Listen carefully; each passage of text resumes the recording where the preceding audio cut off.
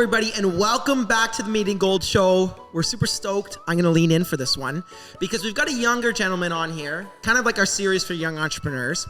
I'm going to give him a little background. Actually, I'm going to pull up my phone. Oh, I don't have my phone on me, but Chad's got it in the back. He's got NBA, NFL players wearing his clothing. It's vintage t-shirts. Prosperitee Clothing. We've got Thomas Davidson. Ladies and gentlemen, Thomas, welcome to the show, my man. Thank you so much. This is like such a dream come true, so I appreciate you. You've never done a show before, but I hope to make you feel pretty comfortable today. Of course, They've got the crane in the back. We're nice and relaxed in our chairs, but our studio's still running. We're working with what we got today. We'll be on stage soon, but I really want to focus on today's podcast, Thomas, because specifically you just turned 20. Yep. You've got a clothing brand that. And we were kind of talking about this off camera. So many people want to start a clothing brand. Yeah. Right? Yeah. They want to build this brand. They want to do all this stuff. And they want to have like all these cool tees and stuff like that. For sure. In my opinion, you're kind of living the dream with what some people would say is, oh my God, like he's got a clothing brand. I want to do that. I want to do that. 100%. But today we're going to debunk how I guess some people may think it's easy to start a clothing brand. Thomas, take us through high school, grade 9 Thomas. What was he like? Did he have a lot of friends? Was he out and about? Was he more chill, mellow to himself? Tell me about it. That's a great question. So, first of all, thanks for the opportunity just to hop on the podcast. Just want to say thank you. Grade 9 me was definitely a little bit crazy, a little bit wild. I'm a very outgoing person and stuff. So, back in probably grade 7 or so, for Christmas, I asked for a heat press, because I wanted to start making my own like Nike socks and stuff like that. But by the time grade 9 rolled around, I was like, all right, let me use this heat press to make some money, because I want to make some money. You know, I'm in high Everybody school. wants to make some money. All that stuff, yeah. So I started my first business, and it was called TDT Design. So a lot of people in St. Catharines will know me as TDT as well. And basically it stands for Thomas Davidson Tees. And that was like my first company. So in grade 9, I was just basically like trying to hustle to the most, and I just thought I could do it. I didn't really know anything about business at all, but I just knew how to make custom t-shirts. So, you know, I would start off making like Nike or, you know, just little pictures from the internet. I was doing no designing at all. And then I found out the power of social media. So I had a lot of my friends on like Snapchat and Instagram, and everyone would be posting on their stories about the t-shirts. But this is back in grade 9, so like people using their social media for business wasn't really a big thing. It was really not saturated. So whenever someone posted something, everyone was kind of messing with it and rocking with it. And then we even would go and like, I had a salesman in each one of like the Niagara Catholic high schools. And they would go and they would collect orders from people in their school, and then they would come back to me or just text me the orders, and I would fulfill them, and we'd exchange money and go on from there. So I think that was kind of like my first introductory to like business. Little like a side hustle. Yeah, $20 here, $30 here, $50. I definitely did not know what I was doing, but I was having a little bit of money coming in. So I was like, oh, okay, I can do something with this. It's addicting, isn't it? A little bit. You just want to get better, you know? So this is grade 9. Yeah, grade 9. Keep us going through this journey. This is interesting. So grade 9, like, it's so crazy. Grade 9, I really came out with a bang, I think. Like, that's where even everyone around the city now will kind of remember me from that like area and stuff and time, just because I was doing the tees. But over the following years through grade 10, 11, and 12, I actually had a lot of ups and downs with the clothing business. And like I would stop running a company, I would make a new company, I would stop it, I would basically just be switching up my side hustle or skills. So I had YouTube channels, I did a lot of graphic designing for YouTubers and banner and thumbnail art like that. And then I would also, you know, dabble back and forth with my clothing business. But really, until I would say first year of university, none of my businesses really took off in the slightest. Right. But I was always, I probably started 10 to 11 businesses from grade 9 to 12. And, you know, they were okay and stuff, but never anything that ever stuck. I love that you brought that up, because I think, and we can relate. I'm 18, you're 20. Yeah. We get the younger audience. We understand how that works, the high school world, that kind of thing. 100%. It's really interesting because a lot of people have all these ideas, and then they want to go out and they want to try them. And that's not a problem. Not at all. Trying them's great, but eventually you got to stick to something. Now, I think you stuck to your wall sooner than what most people might. There's some people that just don't ever stick to a wall, and that's why maybe they'll never pursue the idea that they want to 100%. Or the life they want to live, right? Yeah. Their dream life, I guess you could say. Yeah. You're out here building it. So take us through, why did you end up sticking with this? What made you stick to this? Was there a moment in university or college that made you kind of decide, I got to do this? Yeah, so it's kind of funny. Like, I'm not a huge like religious guy or anything, but I definitely like believe in God. I'm a Christian and stuff like that. So all those times I had started businesses before, I was really just trying to do it, this, and see what I could do. But when I started Prosperity, I felt something different where I was like, I need to go to something that's almost bigger than me, and, get help, and ask for help humbly and stuff like that. So the reason and the only reason I think I'm successful today is just prayers being answered from God. Yeah. And I just say that like honestly, and that's why I want to shed light on it, because with like everything that you see on the Instagram page, like all these accolades and stuff, every single one of these things I prayed for probably a year, 2 years ago, which is kind of crazy to think. But yeah, I just got faith in like no other. So I think like that relationship I've had with God, where I have so much faith, not only in me, but something like bigger than me, I think like that's what gets me through those hard times and stuff like that, Now, so. I'm gonna ask you a challenging question, because I'm on your page here, but I know what other people might say. I'm gonna play devil's advocate. The talk about, we don't have to get super political, but the talk about having faith and then it only happens, and then some people don't want to give credit to anybody but themselves. What do you think you would say to those people that maybe say, oh, well, Thomas, what are you saying? Like, you didn't do anything to make this happen for yourself? Because I think that's where people's minds go, because it's very, all the time. Everybody's very ego-driven. I mean, everybody has an ego. Me and you do. Everybody does, right? It's just how significant is yours compared to somebody else's. 100%. What would you say to that? I think that's a great question. And honestly, I get that question a lot, right? For me, I believe the way that I'll be successful is if I'm just humble, right? Like, I'm just grateful to be here. Like, I've been through a lot in my life. I won't get through all of that today and stuff. But, like, I've been through enough in my life to be able to wake up every day and just be grateful for things. So when people say that I did it myself, like, obviously, yeah, I had to wake up. I had to spend, like, countless nights not sleeping and working hard and stuff like that. But I know for a fact, because of those, like 5-6 years of trying to start a business, like 9 or 10 of them, and them all failing.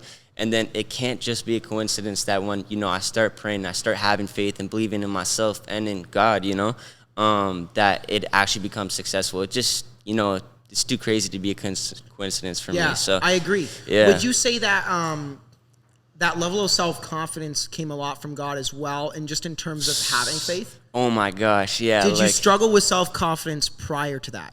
1000%. Great question. Like, I feel like there's a lot of people out there who like maybe could relate and stuff like that, where they may be feeling like, oh, there's not one thing I'm super good at. You know what I mean? Do you know how many times? Sorry to cut you off. No, cut me off. So many people say that, man. Wow. So many people say, oh, but, and then I ask them, oh, what do you want to do? And you probably get the same thing, like, oh, Thomas, I want to be like you. I want to create my own business and do that. And then you just say, well, what do you enjoy? And they're like, I don't know. Yeah, they don't know. And I'm just like, everybody has to like something and stuff. So it's a great question that you asked me, because it's so funny. Like, I can remember like probably grade 12 and grade 11, I had a really rough time with it. Like, not really, but like I was just trying to find my identity as a person and stuff. And like when you feel you're not good at one thing specifically, and like you look around and it's almost like everybody else kind of is smart in school, or they're really good in sports, or their business, blah, blah, blah, right? So that kind of like really like hurt my confidence and stuff as well. But this business has like,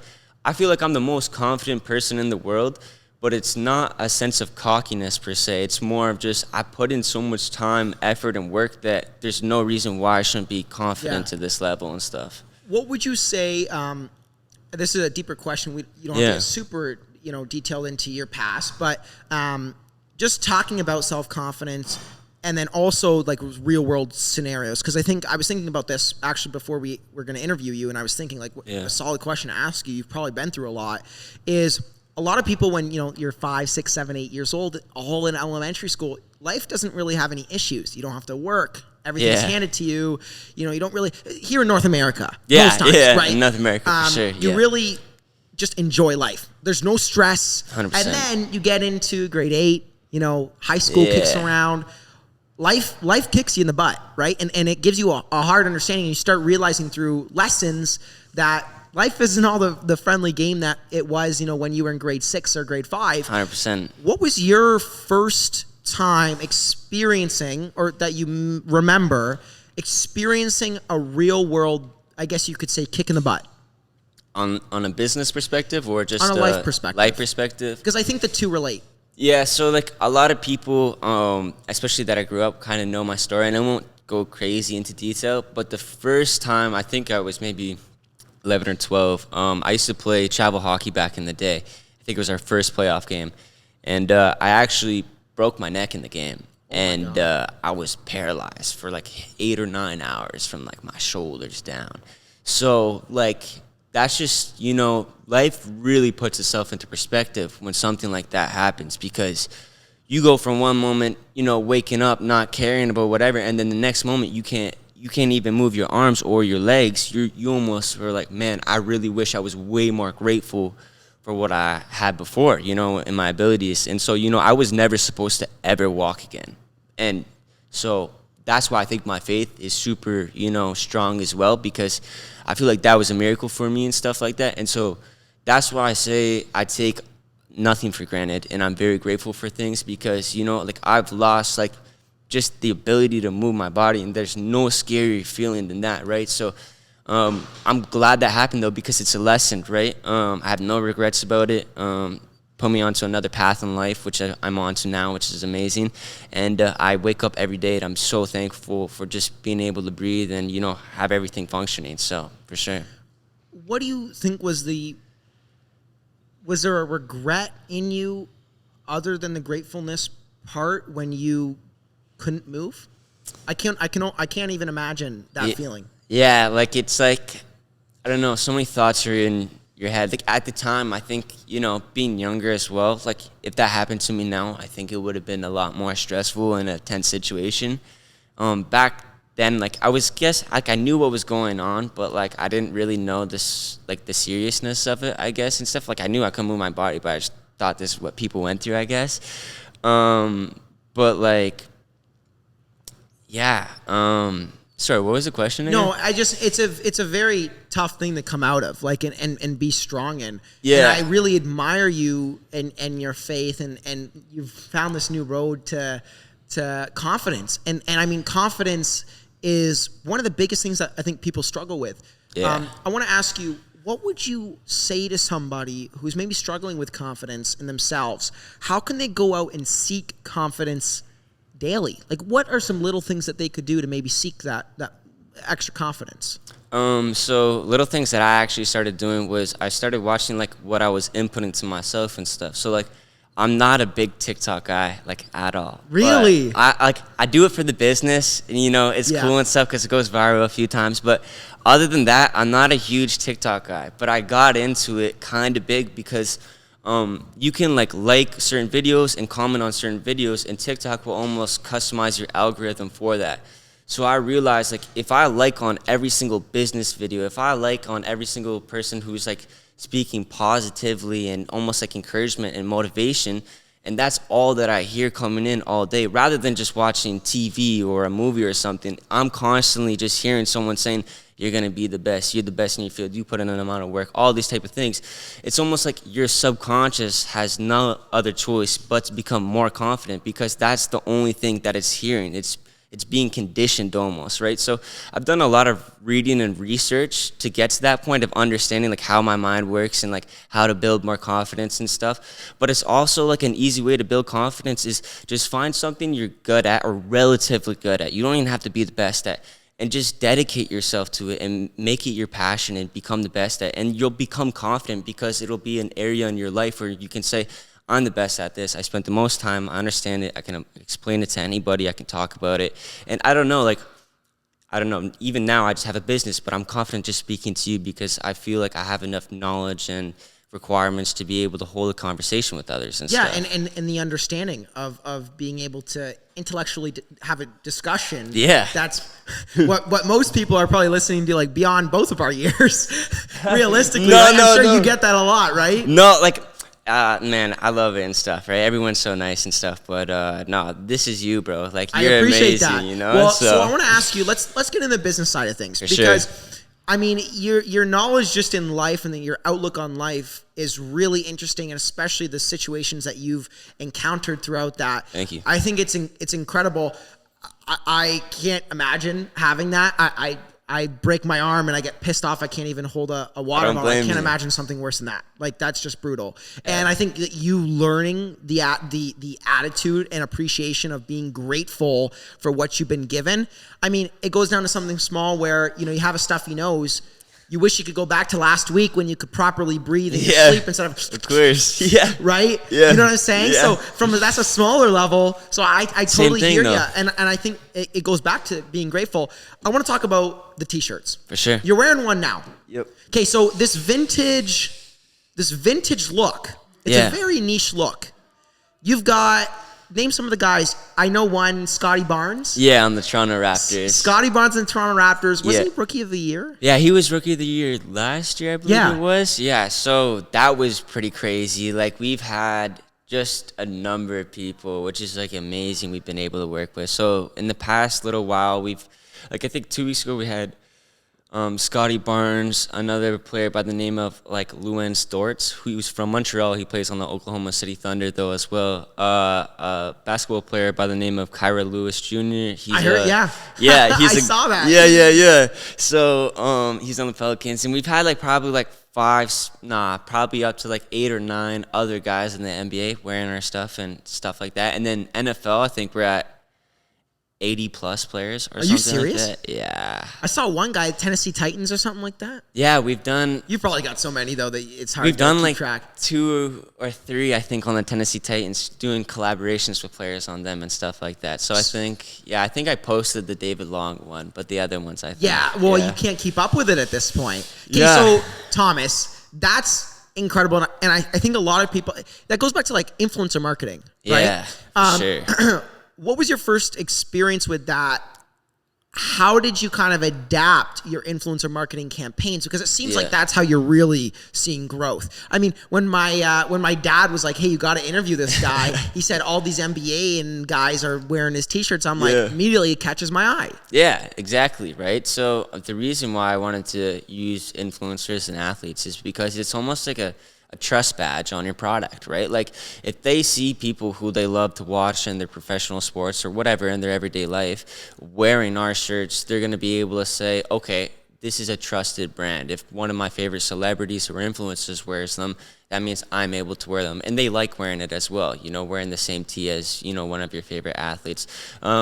Started off, actually, I didn't even really know what influencer marketing was when I started out my Instagram account for Prosperity, and a guy by the name of like Gio Martinez, who's like a TikTok guy, he reached out and he was like, hey, like if you send me some tees, like I'll make a video. And so he just loved your tees, and he's like, I gotta get some free tees. Yeah, and you know, I didn't really I can't even keep up with the amount of people requesting. Like, we don't send any tees out for free anymore. Are you serious? None. Like, so everybody in the NBA and NFL, like, everyone pays for all of those. Yeah.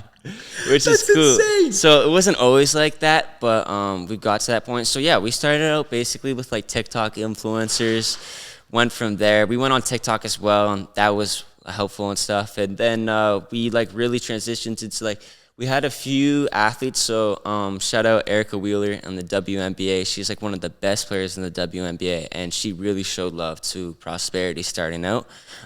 She was amazing. So she started out, and it was basically, we were making a pop in the WNBA.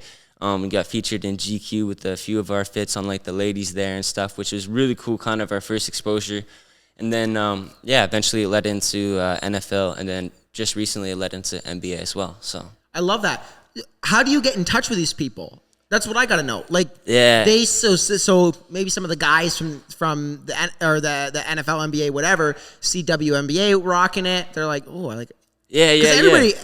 Everybody loves fashion, especially you look at the NFL, NHL, NBA, MLB guys. They're showing up to games. You have to be best dressed. In the fits. Yeah, it's essential. Like, it's incredible. So take us through you getting in touch. your communication with these people. Is there a strategy behind some of the stuff that you do? Super easy strategy. Like, it's funny. When I was starting on my business, I still do it now, like every single day. I just watch podcasts all the time of other brand owners and stuff. Really? I always, just because even if someone started a business tomorrow, I could still learn something from them, right? I'm never in a place where I don't want to be able to learn.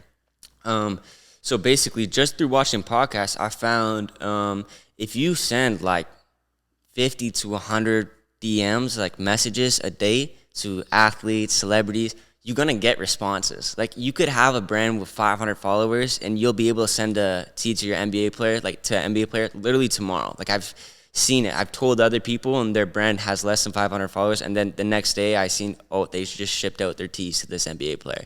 So it's crazy. And it costs you like, you know, what is that, like whatever. $30? It's a marketing expense. Yeah. 100%. Like, our costs are a little bit more now, and that's why I don't send out free tees, because our tees are actually like quite expensive to make and stuff like that, especially because they're manufactured in the USA, and I do have you're like low. Oh wow. Yeah, I outsource everything. So Wow. yeah, but basically I would say, number one tip is network as much as you can, message as many people as you can, and when you message them, just be sincere, treat them as a human being, right? Like, I've never messaged someone and acted as if they were in a higher place than me. We're obviously, you know, they're in a better situation, but a better person than me or nothing, you know.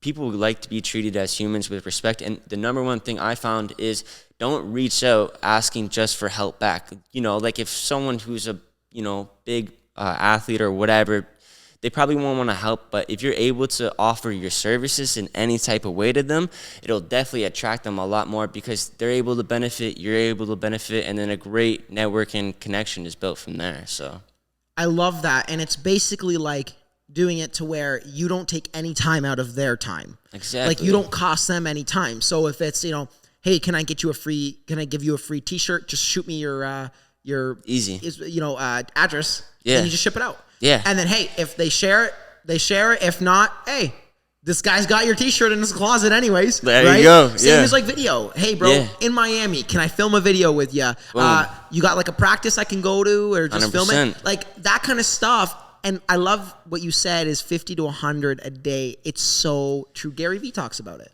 Oh yeah, Gary Vee's the Gary man. Vee Yeah. talks about it all the time. Okay, so talk to me on the business side of things. You've got production going on in the States. Yeah. It's at a factory. How do you find that? Like, what's somebody got to do when they get to the point at where you're at? Yeah, so I actually started off with when I was doing this business, I knew I didn't want to do the heat press and making it myself, because I knew I didn't want to use Gildan t-shirts, and I wanted my prints to be bigger and better quality. So I started off with a service called Printify, which I would probably recommend to anybody wanting to start a clothing business. It's really good. It's called POD, which is print on demand, where you can send orders and get them fulfilled, and you can be at home on your laptop, and it actually gets sent to a massive production center in the States. So I used Printify for about a year or so for my company, and it worked really well. But then I realized, like, I was sending so many free packages out to like celebrities and athletes and stuff, and nobody was wearing my clothes, and it was like hundreds of dollars of like free clothes, and like I'd maybe get one picture, that's it. And so I realized that like these people didn't really like the quality, and that there was more to just the design, that even in the blank, in the material, the tee is really essential. So I decided to, like, it was a tough transition, 100%. It's more expensive.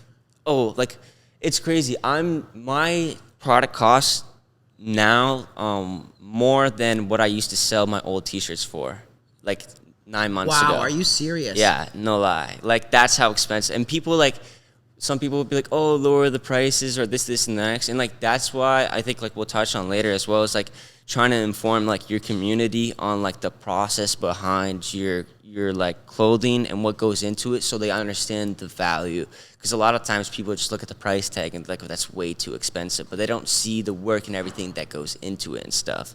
Oh man, and I love that, and especially now you're premiumizing your brand to where you've got so many big athletes and whatnot wearing it. Yeah. People really appreciate that. You know what? It's going to cost what it's going to cost, but this is the quality that you get. Of course. So you made the jump. You adapted and adjusted in a market where you could have just dropped the bag quit, which honestly most people would have done. It's not really working. I just spent so much money and it didn't work. So many businesses do that. They say, oh, it doesn't work. Listen, any form of marketing can work. There is no bad publicity. There's zero. Somebody could post a TikTok completely dishing themselves or whatever it is. They'll still gain followers. and it just depends on how you want to build your brand. Yeah, it doesn't even make sense though. Like right? literally, anything. Like you can gain off of whether it's bad or good publicity. Like you can literally gain so much from it and stuff, right? So I don't know, like even today, like I'm wearing my tee to the podcast because I just want to advertise and show people. And like, thank you so much for this opportunity as well, because I've never really had that chance to really explain the whole in-depth process behind the scenes and stuff. So that's what I love doing is we really target and aim to tell people stories, especially people who don't get them told. It's tough though, because it's why we're called the Meeting Gold Podcast is because you're literally going through a gold mine that's filled with rocks. Wow. And you're trying to find gold nuggets that are hidden under the dirt, tucked away. And you're trying to find those ones. And you're definitely one. It's hard to find people like you, especially as young as what you are. Thank you, bro. Doing something and actually sticking to it. One of the biggest problems I see with our age group is they have so many ideas and they won't stick to one. Yeah. And so there's this thing that I called, and I'm going to follow up with a question. I call it the business plan test. I like to think that I came up with it. That's the ego side of me thinking that, I was the one that came up with this. Maybe I wasn't, but I'll copyright it for now. Yeah, okay. I call it the business plan test. And it basically means for anybody that has an idea, no matter how old you are, let's say I want to start a clothing brand. Yeah. I will force myself in 2 weeks. I must write a business plan detailed enough to go show potential investors. Now, those investors could be parents. They could be aunts, uncles, grandparents, whatever it is. Anybody, It's got to be a detailed outline with an executive summary, marketing plan, financial analysis, margins, acquisition costs, everything. It has to include it all, right? And customer analysis, if you can include all of that, get it all done, because it's the most boring thing on the planet to do that. It resets you and shows you if you're motivated for the idea. So my follow-up question to that, the business plan. Originally, did you have a business plan? When did you realize you should create one? Or what's that structure like for you on the back end of running the business? Do you have something that you stick to? Yeah, so I'll set bigger goals for myself. So when I was starting out, I really didn't do anything business plan wise. Like as you said, I think a lot of other people can say that in their businesses as well. Like I haven't, gone to school for business or anything like that. It's just self-taught, right? So, which I think is the best way personally, but. Yeah, I know, right? Like, I don't know, because I think especially being self-taught, like you can learn the way you like to learn and stuff. And I don't know. It sucks because you imagine you spent a couple $100, maybe even $1,000, $2,000 in sending these free tees, realizing that the quality's crap and you had to readjust or quit. But it's 100%. Still cheaper than a year at school. I know, right? That's what I'm saying, right? So it's all part of the journey. Hopefully at the end it balances out. So if you think about that, sorry to cut you off. No, you're good. If you think about that, you spend $5,000 trying out a business of some kind. And I think $5,000's enough to try something on a very small scale. Yeah, give it a shot, see if the idea is viable, and then you can readjust from there. That's still cheaper than a whole year at school. Yeah, literally. I always say, especially recently, it's really kind of a good quote or saying, bet on yourself. That's kind of what I'm doing with myself. It's man, if I have all my chips, I'm putting it all on me at the end of the day, But at the end of the day, you have to come to that mental decision to be okay with betting on yourself. It actually entails a lot to bet on yourself, right? You have to be okay with losing your entire bet and going back again. You know what I mean? And a lot of people, if you lose your whole bet, right, and you bet on yourself and it didn't pay out, they're done. That's it. It's just it didn't work for them. But the amount of times that's happened, even in prosperity, countless, right? And we wouldn't be here today without those. And what I learned is all those lessons where you fail, they're all the biggest lessons I've ever had. I don't have one regret in my business. It's amazing and stuff. But back to what you're saying about the business plan, I really had nothing at the start. And it's just an idea. Yeah, it was just an idea, especially in my accounting, got real sloppy and stuff like that. So my dad knows that, he always stays on me for my accounting and stuff like that. But now, I would definitely say Like, I'm very much profit oriented. Before it was more about getting our teas out to bigger influencers and establishing our brand and credibility. And now it's all about profit and, making our biggest margin. So like even now I have two new focuses, which is increasing our average order value from usually it's around anywhere from 58 USD dollars to 85. But I want to get it up from anywhere from 120 to 150 plus. So would that be like an average order of 2 teas kind of thing? Yeah, so what I'm actually thinking, I've been having a few other calls with some other business owners and stuff, and what really works is having almost like a box or a bundle for your business.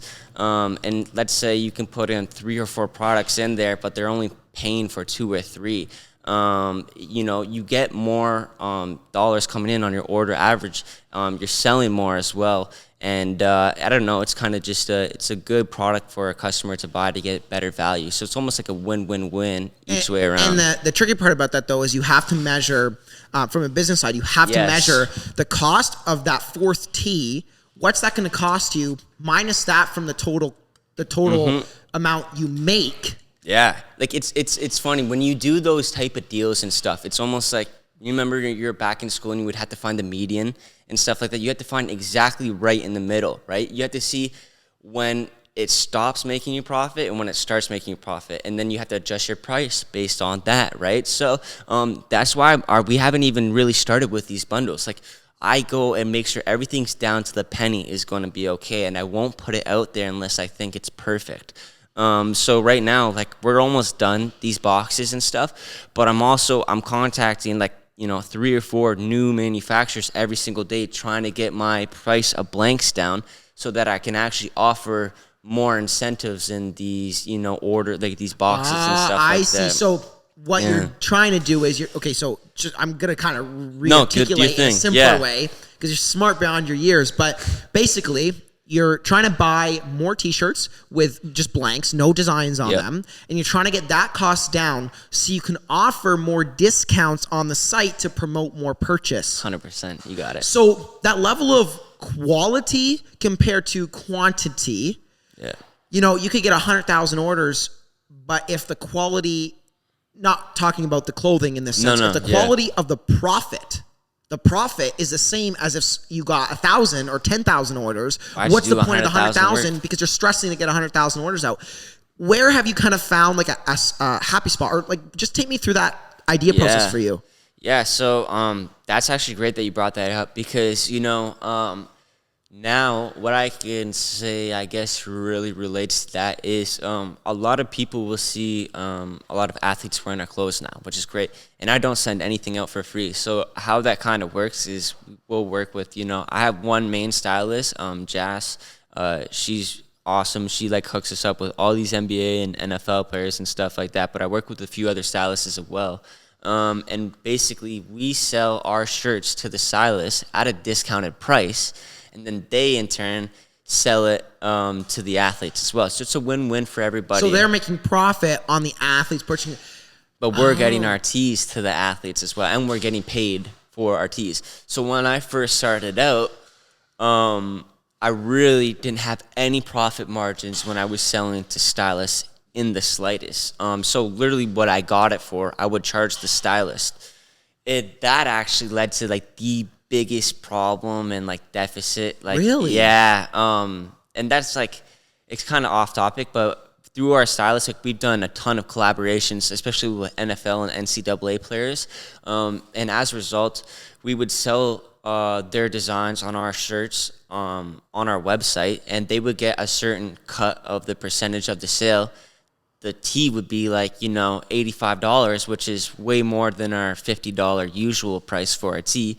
But that's because it's premium. It's premium, and it's because the athlete gets the cut from the money because they're sending all the traffic from their fans and people who want pictures of them on a t-shirt and stuff like that, right? So the way I had structured those deals was I hardly made any profit for myself because I thought, it's such a great opportunity to do these collaborations with these NFL guys, whatever, if I make $1 or $2. What I didn't realize is I was paying in Canadian, so I got hit with conversion fees.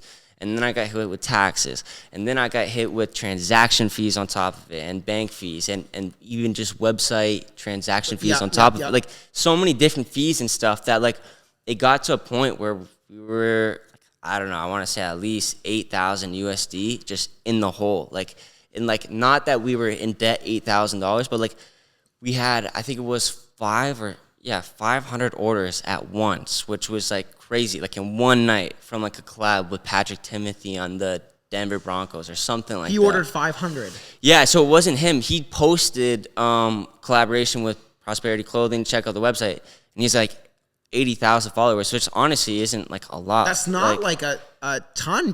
No, like I've never seen that. Someone with 80,000 followers, like 500, like it was nuts. Like on Shopify, you can kind of see the map of where everyone who's on your site, like the whole states. Like it was crazy. Oh my God. So it was the best moment of like, you know, my whole business. But at the same time, once the kind of happiness kind of settled and you look at the financials, I was like, oh, I messed up. Like, I paid for these products, but I still haven't paid for like half of these orders. And now, how am I gonna get like, you know, all these orders out? Yeah, like the money for these orders. So, I mean, I think that was my biggest like issue. I think anybody else probably would have quit. Like, because you were like, that was at a point where you probably felt stupid. Yeah, and it's not like I've never had like any handouts, right? Like, I started this business with my own money. No one gives me money like at all or anything like that. And like, so I'm like, how am I gonna make this money? So basically, it was a grind, 2.5 months of just trying to make $8,000 as quick as you can, because you also have to get orders out. Because, okay, let's say it takes me 4 or 5 months to get this 8,000 back. People will think, oh, it's fine. But then that's 4 or 5 months customers are waiting for their T-shirts. Which, you can't do. You can't have. So, you know, obviously one of my biggest mistakes, but I'm so glad I went through that. Because, well, you just saved, hopefully, hundreds of people listening. Hopefully. You know, I didn't even think about that. But yeah, like, and even like, I think I saved myself in the future from that happening at a scale where it was $100,000. Like, then I would have been messed up. So after that point, I really was like, okay, I need to know where every single penny in my company is going, so that way nothing like this ever happens again. And from that point, that's where you can see where now when I renegotiated all my prices with stylists and stuff like that. So now we actually make a decent profit margin on it, because we could do like $5,000 worth of bulk T-shirt sales, right, and we would only profit like $500 to $600, which is nuts. Which just isn't enough. Like what you said earlier, right? So that's my only priority now, is the financial aspect and stuff like that. I feel like a lot of people start the business and it's the passion, it's the drive, it's the idea, and and that's fantastic. Yeah. But then real world kicks in, and you have to make it work financially. Yeah. Especially if you have zero handouts, right? And I think like, if you can understand where every penny's going, you can then work on growing the business. Thank you. Right? Exactly. And actually properly growing the business. You know, I always look at it this way. And I have these conversations with some other of my buddies who run media companies. It's like, your overheads, let's say 10 grand a month, right? Yeah. And let's say you're bringing in 15 grand a month, okay? You're making 5 grand a month. Why wouldn't you just forgive the overhead if you don't need it when you're trying to grow, and just go down the 5? But it's the drive to grow the business properly, which is the number one thing. So you dealing with your overhead, obviously it's way higher than what it was a year ago, 100%. 9 months ago. Yeah. Where are you kind of future looking at, how can I deal with my overhead? How can I expand? Because where are you at right now with your business? Do you have employees working for you, or is it subcontracting a lot of things like the t-shirts designs, or what's that look like? Yeah, so it's funny. I just had someone message me like last night if I had employees in my business, and my brother Benji Kaswamba, like he helped me. He helps me with the business here and now and stuff like that. But other than that, like, it's really just myself. Like, it's all myself. And then for the designing aspect, I do all the designs myself as well from scratch. So I save a lot of costs that other companies have to spend on designers. I even have another second business, which is just doing personal commission designs, and I'll charge, like $150 US for a design, and that's just gas money or whatever it is and stuff like that, which is nice. Well, you've got the eye to like. Did you design that? Yeah, all from scratch. So like before this, imagine just a white piece of paper.